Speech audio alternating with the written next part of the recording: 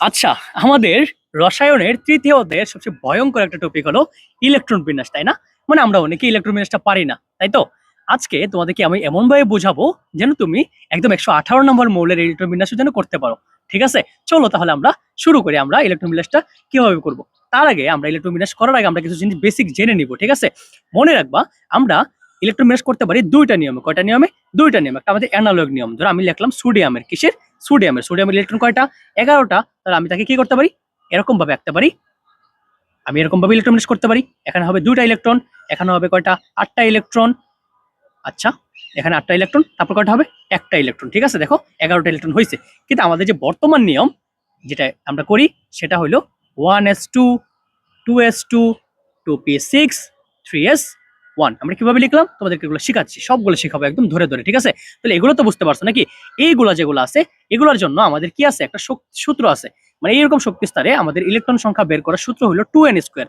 মানে দেখো প্রথম শক্তি স্তরে কত? n মানে কি? শক্তি স্তর সংখ্যা। কত নম্বর শক্তি স্তর? ঠিক আছে, দেখো 1 নম্বর শক্তি স্তরে আমার সূত্রটা যদি আমরা বসাই তাহলে 2 ইন্টু n এর মান কত? 1। তাহলে 1 স্কোয়ার মানে কত? 1। তাহলে হয়তো কয়টা ইলেকট্রন? দুইটা ইলেকট্রন। দেখো এই জন্য 1 নম্বর শক্তি স্তরে কয়টা ইলেকট্রন? দুইটা ইলেকট্রন। যদি আমরা 2 নম্বর শক্তি স্তরে বের করতে চাই তাহলে 2 into 2 square, 2 into n square, না n এর জায়গায় 2 বসাও, তাহলে 2 দুগুণে কত? 4। 4 স্কোয়ার কত? মানে 4 ইন্টু 2 কত? 8। মানে এই জন্য 2 নম্বর শক্তি স্তরে 8টা ইলেকট্রন বসে। ঠিক আছে, তাহলে তোমরা বলো তো দেখি 3 নম্বর শক্তি স্তরে কয়টা ইলেকট্রন হবে? 3 নম্বর শক্তি স্তরে হবে 2 ইন্টু 3 স্কোয়ার মানে 18টা। এরকম 4 নম্বর শক্তি স্তরে আরো বাড়বে, এরকম ভাবে আমার বাড়তে থাকে। ঠিক আছে, তো এটা হলো আমাদের কি? আমরা অ্যানালগ যেটা ইউজ করতাম সেটার জন্য, মানে আমরা ছোট ক্লাসে যেগুলো পড়ে আসছি সেটার জন্য আমরা এগুলো ইউজ করবো। ঠিক আছে, কিন্তু বর্তমান যেগুলো আছে সেগুলোর জন্য আমরা জানি সেখানে আমাদের শুধুমাত্র শক্তি স্তর জানলেই হয় না, আমাদের শক্তি স্তরের সাথে কি বের করতে হয়? উপশক্তি স্তরও কি করতে হয়? জানতে হয়। তার সাথে আমরা উপশক্তি স্তর নিয়ে জেনে ফেলি। ঠিক আছে, দেখো আমাদের কাছে মনে রাখতে হবে উপশক্তি স্তর আছে কয়টা? 4টা। কয়টা? 4টা। একটা নাম হলো এস, একটা নাম হলো পি, একটা নাম হলো ডি, একটা নাম হলো এফ। মনে থাকবে? একটা নাম হলো এস, একটা নাম হলো পি, একটা নাম হলো ডি, একটা নাম হলো এফ। মুখস্থ করে ফেলে একদম, S P D F, S P D F. ঠিক আছে, আচ্ছা এখন মনে রাখতে হবে এস এর মধ্যে ইলেকট্রন জায়গা নেয় কয়টা? ডি এর মধ্যে জায়গা নেয় কয়টা? এফ এর মধ্যে জায়গা নেয় কয়টা?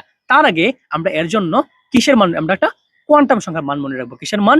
কোয়ান্টাম সংখ্যা। কোয়ান্টাম সংখ্যা কি? এটা যখন আমরা ইন্টারমিডিয়েটে উঠবো তখন আমরা দেখবো, কিন্তু আপাতত একটু মনে রাখবো যে এস এর জন্য আমরা এল এর মান বের করবো। কার মান? এল এর মান। কার মান?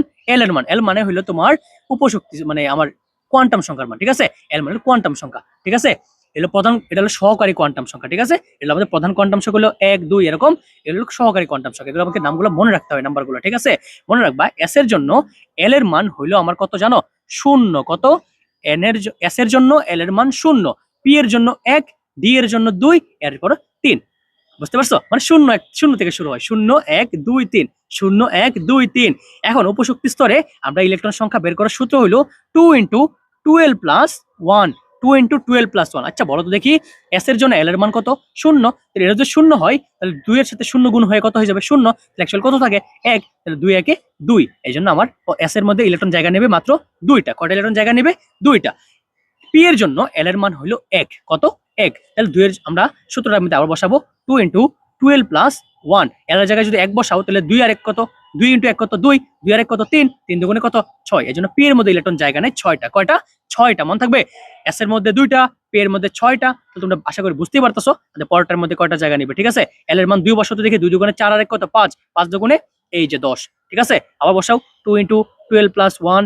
তাহলে এল এর মান বসাও 3, 3 দুগুণে 6 আর 1 কত? 7, 7 দুগুণে 14। দেখছো, আমরা বুঝতে পারলাম যে উপশক্তি স্তরে কোনটার মধ্যে কতগুলো ইলেকট্রন জায়গা নেয়। এস এর মধ্যে জায়গা নেয় 2টা, পি এর মধ্যে জায়গা নেয় 6টা, ডি এর মধ্যে 10টা, এস এর মধ্যে 14টা। মনে থাকবে, এস এর মধ্যে কয়টা? 2টা, পি এর মধ্যে কয়টা? 6টা, ডি এর মধ্যে কয়টা? 10টা, এফ এর মধ্যে কয়টা? 14টা। মনে থাকবে? মনে থাকবে কিনা? আচ্ছা তাহলে চলো আমরা একটু সামনের পেজে যাই। আমরা জানি প্রত্যেকটা কাজের জন্যই কি থাকে? একটা নিয়ম থাকে। কি থাকে? নিয়ম থাকে। ঠিকভাবে ইলেকট্রন বিন্যাসের জন্য কি থাকে? একটা নিয়ম আছে। ঠিক আছে, সেই নিয়মটা আমরা এখন জানবো। ঠিক আছে, সেই নিয়মটা জানার জন্য আমরা প্রথমে কিছু নিয়ম জেনে ফেলি। ঠিক আছে, এখন ইলেকট্রন বিন্যাসটা আমরা নামই শুনছি, তাই না?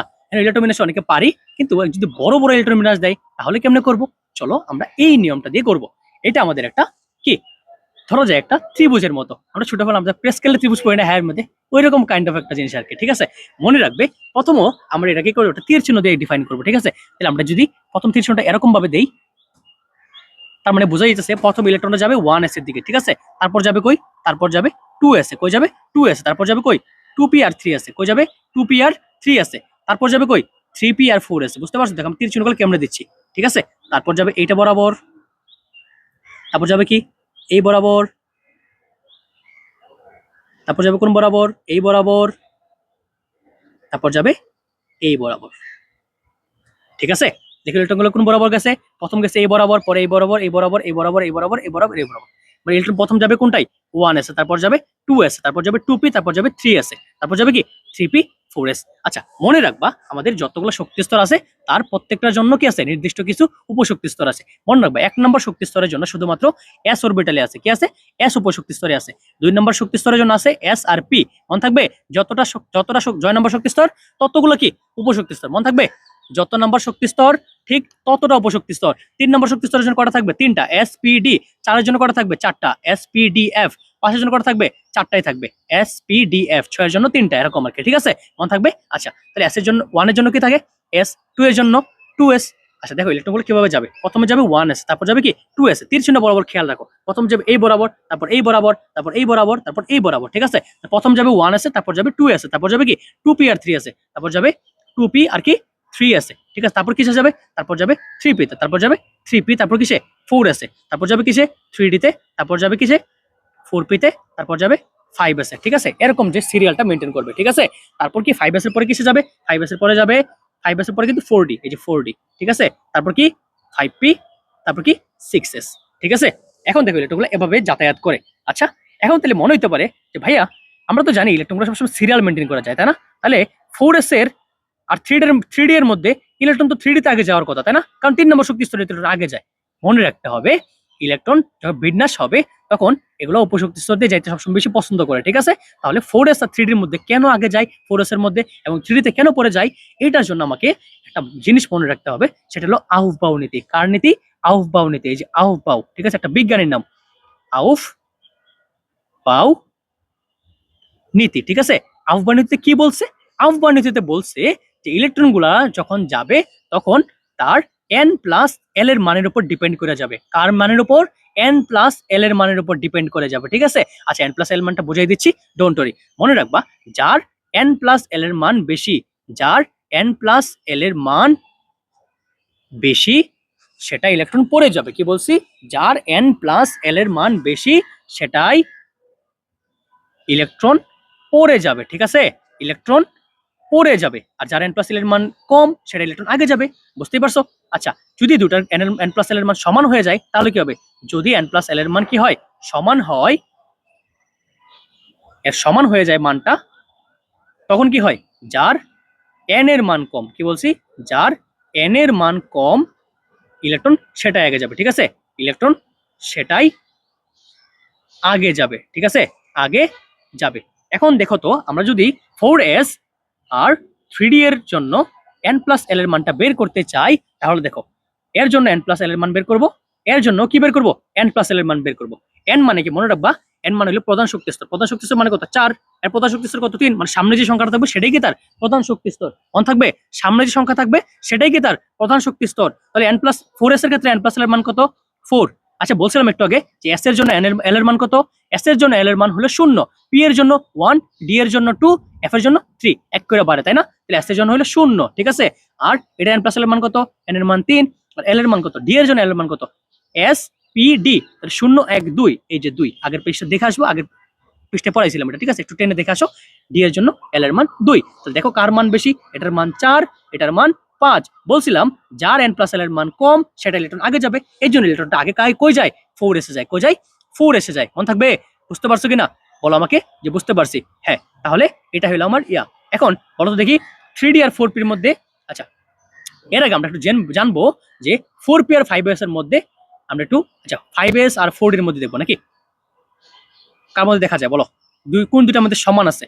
আমরা 5s আর 4d এর মধ্যে দেখি একটু। 5s আর কার মধ্যে? 4d, ঠিক আছে? তো 5s এর ক্ষেত্রে n এর মান কত?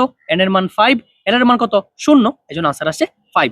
4 এর জন্য n প্লাস l এর মান হলো, n এর মান হলো 4, আর d এর মান কত? d এর মান হলো spd, তার মানে 2, এজন্য 6। এজন্য ইলেকট্রনটা পরে যায় 4d তে, ঠিক আছে? 4d তে ইলেকট্রন পরে যায়, 5s এ কি আগে যায়, ঠিক আছে? আচ্ছা 4d আর 5p এর মধ্যে দেখো জিনিসটা সম্পর্কটা এরকম হয়, ঠিক আছে? আচ্ছা এখন তাহলে 4d আর 5p এর ক্ষেত্রে দেখি তো আমরা একটু।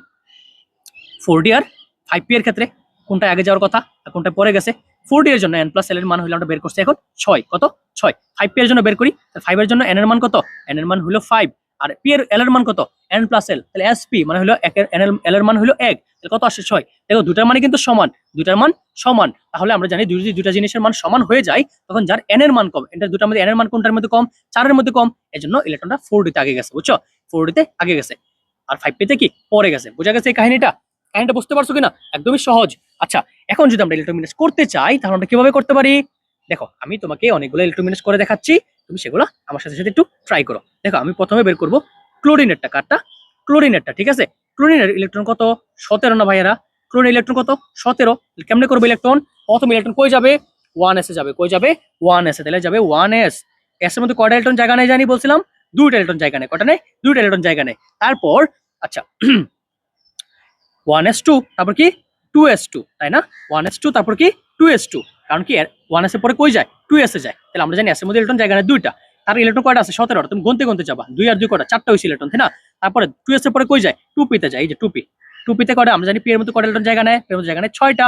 এটা মনে রাখবা, s এর মধ্যে 2, p এর মধ্যে 6, d এর মধ্যে 10 আর f এর মধ্যে 14টা, ঠিক আছে? আচ্ছা, তারপর 2p এর পরে কই যাবে? 2p এর পরে যাবে 3s এ। এই যে 3s এ 2 বসাই দাও, ইলেকট্রন কয়টা হইছে দেখো তো, এমনি গুনবা 6 আর 2, 2 2 কত? 4, তাহলে 10টা হইছে। 10 আর 2 কত? 12, তাহলে 12। আচ্ছা 3s এর পরে কই যাবে? 3s এর পরে যাবে 3p তে। আচ্ছা 3p তে কয়টা ইলেকট্রন জায়গা নেয় জানি? 3p তে জায়গা নেয় 6টা। কয়টা? 6টা। দেখো 10 আর 6 কত? 18টা। 18টা মানে 6 আর 2 18টা, ঠিক আছে? আর 10 18টা। এখন 18টা হইছে, আমার কিন্তু ইলেকট্রন কয়টা? 17টা। কিন্তু আমি তো একটা বেশি লিখে ফেলছি। একটা কি বেশি লিখে ফেলছি, এটা কমাই দিতে হবে, এটা কমাই দিতে হবে। এই যে আমার 1s2 2s2 2p6 3s2 3p1 কয়টা হইছে দেখো তো? 10 11 12। আচ্ছা এটা একটা কমাই দাও, মানে তো 6 লেখা পেলা না, সরি, এটা হবে 5। কত হবে? 5। দেখো 17টা হইছে কিনা, গুণে দেখো তো 17টা হইছে কিনা। হ্যাঁ 17টা হইছে, তার মানে আমার ক্লোরিন ইলেকট্রোমিনাস লেখা কারেক্ট হইছে, ঠিক আছে? আচ্ছা আমি যদি লিখি ম্যাগনেসিয়াম, ম্যাগনেসিয়াম ইলেকট্রোমিনাস ইলেকট্রন কয়টা? 12টা। তাহলে লেখো তো, প্রথম হবে 1s, তারপর কি 2s, এই যে 2s, তারপর কি 2p, তারপর 3s। আচ্ছা লেখো, s এর মধ্যে দুইটা জায়গা নেই, তারপর p এর মধ্যে 6টা জায়গা নেই, 2 এর মধ্যে দুইটা জায়গা নেই। দেখো তো কয়টা হইছে? 10 আর 2 12, এই যে 12টা হয়ে গেছে, ঠিক আছে? দেখছো মানে ইলেকট্রোমিনাস এমনি করা যায়, তুমি যে এই নিয়মটা ফলো করো না তোমার সবকিছু হয়ে যাবে, ঠিক আছে? আচ্ছা এখন তোমাদেরকে বলছিলাম 118 নম্বর মৌলটা করাই দিব, ঠিক আছে? 118 নম্বর মৌলের নাম কি বলো তো দেখি? 118 নম্বর মৌলের নাম মনে আছে তোমাদের? 118 নম্বর মৌলের নাম হইলো মেবি ওগানেসন। বুঝা গেছে? Fluorine, chlorine, bromine, iodine, astatine, tennessine, হ্যাঁ তারপর ওগানেসন হবে। আই হোপ এটা হবে আমাদের ওগানেসন, তাই না? তোমরা যারা বই আছে তোমাদের সামনে তোমরা দেখে ফেলতে পারো, এর নাম হলো ওগানেসন, যেটার পারমাণবিক সংখ্যা হলো 118। যে ওগানেসন যেটা আমরা প্রকাশ করি ও জি দিয়ে, কি দিয়ে? ও জি দিয়ে, এই যে ওগানেসন, ঠিক আছে? কয় নম্বর মৌল? 118 নম্বর মৌল। চলো আমরা একটা ইলেকট্রোমিনাসটা করে ফেলি। কেমন করবো জানি? এই নিয়মে। কোন নিয়মে? এই নিয়মে, ঠিক আছে? একদম এই একটা নিয়মই ফলো করবা, দুনিয়ার সব করে ফেলতে পারবা, ঠিক আছে? প্রথমে ইলেকট্রন যাবে কোনটাই? 1s, এই যে 1s2 লেখলা। তারপর কই যাবে? 2s এ যাবে, এই যে 2s, 1s 2s2, তারপর কি 2p, 2p তে কয়টা জায়গা নেই? 6টা জায়গা নেই। তারপর কি 3s, এই যে 3s2, তারপর কি 3p, এই যে 3p, কয়টা জায়গা নেই? 6টা জায়গা নিবে, তাই না? তারপর 4s2, 4s2, ঠিক আছে? তারপর 3d, এই যে 3d 10, আমরা জানি d তে 10টা জায়গা নেই, তাই না? 4p, 4p, p তে কয়টা জায়গা নেই? 6টা। তারপর 5s, এই যে 5s এ কয়টা জায়গা নেই? 2টা। তারপর কিসে? 4d, 4d তে কয়টা জায়গা নেই? 10টা। 5p তে কয়টা জায়গা নেই? 5p তে জায়গা নেই হইলো আমার 6টা, তাই না? তারপর 6s এ কয়টা? 2টা। তারপর 4p তে কয়টা? 4p তে আচ্ছা 4f এ, 4f এ কয়টা? 14টা। আমরা জানি f এর মধ্যে 14টা জায়গা নেই, তাই না? আচ্ছা 5d এর মধ্যে কয়টা জায়গা নিবে? 10টা জায়গা নিবে। তারপর 6p, 6 যেহেতু 118টা অনেক বড়, তাই না? এজন্য আমরা একটু যোগ করতেছি, পরে যোগ করব। 6p তে কয়টা জায়গা নেই? 6টা জায়গা নেই। 7s এ কয়টা জায়গা নেই? 2টা জায়গা নেই, তাই না? আচ্ছা 5f এ কয়টা জায়গা নিবে? 14টা জায়গা নিবে। 6d তে কয়টা জায়গা নিবে? দেখছো আমি কোন নিয়ম ফলো করতেছি? তীর যে দিয়ে গেছে আমি এই বরাবর ফলো করতেছি। 6d তে কত? 10টা জায়গা নিবে। 7p তে কয়টা জায়গা নিবে? 7p তে জায়গা নিবে আমার 6টা। আর 8s এ কয়টা? 8s এ 2টা। চলো আমরা একটু যোগ করে দেখি তো কত আসে। আমি তার ক্যালকুলেটর বের করে নিয়ে আসি। আমার ক্যালকুলেটরটা হলো এটা। আমি এটা যোগ করব এখন। যোগ করি, চলো আমরা যোগ করি। ক্যালকুলেটর যোগ করা একদম সহজ উপায়। দেখো এভাবে যোগ করবা। 6 আর 4 কত? 10, 10 আর 2 কত? 12, 12 আর 6 কত? 18, 18 আর 2 কত? 20, 20 আর 10 30, 30 আর 6 36, 36 আর 2 কত? 38, 38 আর 2 কত? 10 কত? 48, 48 আর 10 কত? 48 আর 6 কত? 48 যোগ 6 কত আসে? 54, 48 6 54, 54 আর 2 কত? 56, 56 আর 14 কত? 56 যোগ 14 কত আসে? 70, 70 আর 10 কত? 80, 80 আর 8 কত? 80 আর 8 হলো 88, তাই না? 88, তারপর 14, 88 সাথে 14 যোগ করলে কত আসে? 102, 102 এর সাথে 10 যোগ করলে কত আসে? 112, 112 আর 6 কত? 118। তাহলে এই টেস্ট লাগবে না, এই টেস্ট লাগবে না, আমার 7P-তেই হয়ে গেছে। ঠিক আছে, 7P-তেই হয়ে গেছে, বুঝা গেছে? দেখো আমি 118 নম্বর মৌলের ইলেকট্রোমিনাস পর্যন্ত করে দেখাইলাম ভাইয়ারা, বুঝতে পারছো? তুমি কিন্তু এটা তুমি এখন নিজেই পারবা, তুমি গুনে দেখছো 118টা হয়ে গেছে, তার মানে এটাই আমার আনসার। বুঝা গেছে? একদমই সহজ কিনা? একদমই সহজ। দেখছো ইলেকট্রন বিন্যাস নিয়ে আর কোনো সমস্যা হবে? ইনশাল্লাহ ইলেকট্রন বিন্যাস নিয়ে আর কখনো কোনো সমস্যা হবে না। ঠিক আছে, তাও কিন্তু আমাদের ইলেকট্রন বিন্যাসে মাঝে মাঝে কিছু ব্যতিক্রম আছে। ঠিক আছে, দেখো সবকিছুর মধ্যে কিন্তু একটা ব্যতিক্রম আছে, তাই না? সব ভালোর মধ্যে কিন্তু কি আছে, কিছু খারাপ আছে, তাই না? কিন্তু আমাদের পর্যায় সারণীতে কিছু মৌল আছে যেগুলো একটু কি বাজে টাইপের। ঠিক আছে, মানে পাজি টাইপের, পাজি মানে কি একটু দুষ্ট টাইপের। এগুলোর ইলেকট্রন বিন্যাসটা কি হয়, একটু মানে দুষ্ট টাইপের হয়। ঠিক আছে, চলো দুষ্ট বলতে আবার অন্য কিছু না, নেগেটিভলি নিও না। মানে চলো আমরা এখন দেখি ওই জিনিসগুলোর ইলেকট্রন বিন্যাস কিভাবে করতে হবে। আচ্ছা, আমরা বলছি ইলেকট্রন বিন্যাসে ব্যতিক্রম আছে, তো চলো দেখি। আমরা মনে রাখবো ইলেকট্রন বিন্যাসে আমাদের পরীক্ষায় দুইটা ব্যতিক্রম আছে। কয়টা ব্যতিক্রম? দুইটা। একটা হলো ক্রোমিয়াম, একটা হলো কপার। একটা হলো ক্রোমিয়াম, একটা কি কপার। আচ্ছা, ক্রোমিয়ামের ইলেকট্রন বিন্যাস কত? 24। কয়টা ইলেকট্রন ক্রোমিয়ামের? 24টা। কপারের কয়টা? কপারের ইলেকট্রন হলো 29টা। ঠিক আছে, চলো আমরা একটু ইলেকট্রন বিন্যাসটা করি। আমরা জানি প্রথম ইলেকট্রন কই যায়? 1s এ যায়, তাই না? তারপর 2s, তোমরা ওই যে তীর চিহ্নটা সেটা ফলো করবা। 1s2, 2s2, 2p6। আর যখন বারবার করতে থাকবা না, তখন দেখবো অটোমেটিক একদম মুখস্থ হয়ে গেছে। ঠিক আছে, একদম মুখস্থ হয়ে যাবে, বুঝতে পারছো? একদম ঠাড়া মুখস্থ হয়ে যাবে। 1s2, 2s2, 2p6, 3s2, 3p6। কটা হয়েছে? 10টা, 6টা, 18টা। 18টা, তারপর আমরা 3 পের পরে কি?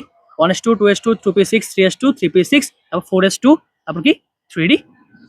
কটা হয়েছে? আমার হয়েছে হলো 10 আর 10 20, এই 4। ঠিক আছে, আচ্ছা ক্রোমিয়ামটা যদি করতে চাই তাহলে 1s2, 2s2, 2p6, 3s2, 3p6, 4s2, 3d9। দেখো তো কটা হয়েছে? 10, 10, 20 আর 9, 29। হ্যাঁ, 29 হয়ে গেছে। কিন্তু এদের যে ইলেকট্রন বিন্যাসটা না, সেটা একটু ব্যতিক্রম হয়। কেন ব্যতিক্রম হয় আমি বলি তোমাকে, মনে রাখবা। ইলেকট্রন বিন্যাসের ক্ষেত্রে তাদের যে শক্তি স্তরগুলো আছে, উপশক্তি স্তর কি কি আছে? এস, পি, ডি, এফ, এই চারটা আছে না? মনে রাখবা এই চারটার ক্ষেত্রে আমার তাদের যে ইয়াগুলা ইলেকট্রন বিন্যাস কয়টা আছে, তাদের এস এর মধ্যে কয়টা জায়গা নেয়? 2টা, পি এর মধ্যে 6টা, ডি এর মধ্যে 10টা, এফ এর মধ্যে কয়টা? 14টা। ঠিক আছে, আর মনে রাখবা তাদের ইলেকট্রন বিন্যাসগুলো যখন পূর্ণ বা অর্ধপূর্ণ হয়, কি বলছি? পূর্ণ বা অর্ধপূর্ণ হয়, তখন তাদের ইলেকট্রন বিন্যাসটা কি হয়? একটু সুস্থিতিশীল হয়। কি হয়? স্থিতিশীল হয়। আমরা জানি গ্রুপ 18 মৌলগুলোর দিকে সবাই কেন ঝুঁকে, মানে সবাই কেন গ্রুপ 18 মৌল হতে চায়? কারণ তাদের স্থিতিশীল, তাই না? আর মৌলগুলো সবসময় আমরা জানি কি হতে চাই? স্থিতিশীল হতে চায়, তাই না? তাহলে মনে রাখবা যখন ইলেকট্রন বিন্যাস পূর্ণ থাকবে অথবা কি অর্ধপূর্ণ, মানে কি 2 এর অর্ধেক কত 1, 6 এর অর্ধেক কত 3, 10 এর অর্ধেক কত 5, 14 এর অর্ধেক কত 7, যখন ইলেকট্রনগুলা অর্ধেক থাকবে অথবা কি পূর্ণ থাকবে, তখন তাদের ইলেকট্রন বিন্যাসগুলো কি থাকবে? সুস্থিতিশীল থাকবে। কি থাকবে? সুস্থিতিশীল থাকবে, বুঝতে পারছো? এজন্য দেখা যায় এই যে তাদের মধ্যে 4s আর 3d আছে না, দেখো এস থেকে যদি একটা ইলেকট্রন এই জায়গায় চলে যায় তাহলে 3d 5 হয়ে যাবে না? না, অর্ধপূর্ণ হয়ে গেছে। আর এসও কি হয়ে যাবে? অর্ধপূর্ণ হয়ে যাবে। তাহলে তাদের মধ্যে কি হয়ে যাবে? তাদের ইলেকট্রন বিন্যাসটা কি হয়ে যাবে? একটু স্থিতিশীল হয়ে যাবে, তাই না? এবং তাদের ইলেকট্রন বিন্যাসটা একটুকু সেম থাকবে, খালি কি হয়ে যাবে? 4s 1 থাকবে আর 3d কত হয়ে যাবে? 3d 5 হয়ে যাবে। ঠিক আছে, তো এই হলো আমাদের মেন কাহিনী। আচ্ছা, তাহলে বলো তো দেখি তাদের মধ্যে এস এর একটা ইলেকট্রন যদি এই জায়গায় চলে যেত, তাহলে কি তারা পূর্ণ বা অর্ধপূর্ণ হইতো না? এস হয়ে যেত অর্ধপূর্ণ, আর ডি হয়ে যেত কি পূর্ণ। তাহলে পূর্ণ আর অর্ধপূর্ণ গুলো আমরা কি জানি? অধিক স্থিতিশীল। তাহলে জিনিসটা সেম থাকতো, জাস্ট 4s হয়ে যেত কি 1, আর 3d যেত কি হয়ে যেত 10 হয়ে যেত। ঠিক আছে, আশা করি ইলেকট্রন বিন্যাস নিয়ে আর কখনো কোনো সমস্যা হবে না। যতগুলো ইলেকট্রন বিন্যাসই বলুক না কেন তোমাকে মনে রাখবা ক্রোমিয়াম, কপার আর একটা সিলভার আছে, একটা মৌল সিলভার। সিলভার যে মৌলটা আছে সেটা যদি তোমরা দেখো, তো সেটার মধ্যেও কি আছে? ইলেকট্রন বিন্যাসের ব্যতিক্রম আছে। ঠিক আছে, তোমরা জাস্ট দেখবা সিলভার হইলো আমার 47 নম্বর মৌল। কয় নম্বর মৌল? 47 নম্বর মৌল। ঠিক আছে, তোমরা এই মৌল ইলেকট্রন বিন্যাসটা করবা, এটা তোমাদের এইচডব্লিউ। তোমরা আমাকে জানাবা কমেন্টে যে এটা কি ইলেকট্রন বিন্যাসটা ব্যতিক্রম নাকি ব্যতিক্রম না। ঠিক আছে, এই নিয়মেই করবা, দেখবা যতগুলো আমাদের ইলেকট্রন বিন্যাস আছে ওরা সবগুলো পারতেছি। ঠিক আছে, এই চ্যাপ্টারটা আর বলছিলাম 3টা পার্টে করব। এটা আমাদের 2 নম্বর পার্ট শেষ হলো। আমরা তৃতীয় পার্ট যখন করবো এই চ্যাপ্টারটার, তখন আমরা এই চ্যাপ্টারের বাকি পার্টটুকু শেষ করে ফেলবো এবং দেখবো এই চ্যাপ্টারে কিছু সৃজনশীল এবং এমসিকিউ যেগুলো আমরা একদম মুখের পলকে করে ফেলবো। ঠিক আছে ভাইয়ারা, ধন্যবাদ সবাইকে মনোযোগ দিয়ে ক্লাসটি করার জন্য। বন্ধুদের মাঝে ক্লাসটি শেয়ার করবা এবং অবশ্যই অবশ্যই তোমরা আমাদের যে হোয়াটসঅ্যাপ গ্রুপ আছে সেখানে তোমরা আমাদের ক্লাসের নোটগুলো শেয়ার করবা। আমি বারবার বলি যখন লিখবা, মানে যখন আমার ক্লাসগুলো করবা তখন লেখার চেষ্টা করবা। ঠিক আছে, কারণ না লিখলে মনে রাখবা একবার লেখা 10 বার পড়ার সমান। তার মানে যখন একবার মনোযোগ দিয়ে লিখবা সেটা 10 বার পড়ার সমান, কিন্তু যখন তুমি নাই লিখবা খালি দেখবা ক্লাসগুলো, তাহলে কিন্তু বেশি ইফেক্টিভ হবে না। পারবা ঠিক আছে, কিন্তু ওই লেভেলে পারবা না। যদি বেশি দিন মাথায় রাখতে চাও তাহলে অবশ্যই কি করতে হবে? মনোযোগ দিয়ে খাতায় লিখতে হবে। তাহলে ক্লাসটা এই পর্যন্তই থাকুক। ধন্যবাদ সবাইকে এত মনোযোগ দিয়ে ক্লাসটি করার জন্য। দেখা হচ্ছে পরবর্তী ভিডিওতে। আসসালামু আলাইকুম সবাইকে।